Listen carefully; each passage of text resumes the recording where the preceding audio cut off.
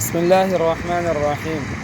عن عبد الله بن عمر رضي الله تعالى عنه أن رسول الله صلى الله عليه وسلم قال. عبداللہ بن عمر رضی اللہ تعالیٰ عنہما سے روایت ہے کہ رسول اللہ صلی اللہ علیہ وسلم نے ارشاد فرمایا: الصیام والقرآن یشفعان للعبد یوم القیامہ. الصیام والقرآن یشفعان للعبد یوم القیامہ. روزہ اور قرآن دونوں قیامت کے دن بندے کے لیے شفاعت کریں گے. یقول الصیام، روزہ عرض کرے گا: ای رب منعت الطعام والشہوہ، اے میرے رب میں نے اس کو کھانے اور نفسانی خواہش پوری کرنے سے روکے رکھا.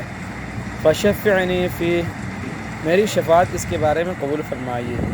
ویقول القرآن، قرآن کریم کہے گا: منعتہ النوم باللیل، میں نے اسے رات کو سونے سے روکا کہ یہ رات کو نوافل میں میری تلاوت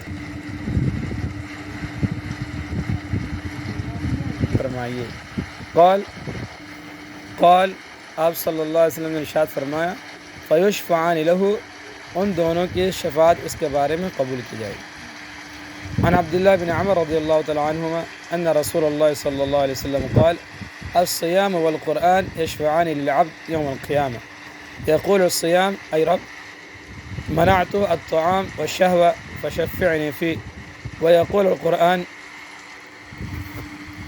ويقول القرآن منعت النوم بالليل فشفعني فيه. قال فيشفعان له. رواه احمد والطبرانی.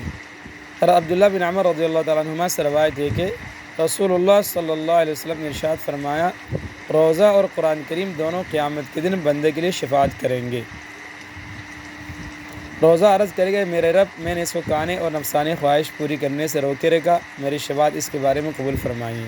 قرآن کہے گا: میں نے اسے رات کو سونے سے روکا کہ یہ رات کے نوافل میں میری تلاوت کرتا تھا، میری شفاعت اس کے بارے میں قبول فرمائیے. چنانچہ ان دونوں کی شفاعت اس کے بارے میں قبول کر لی جائے.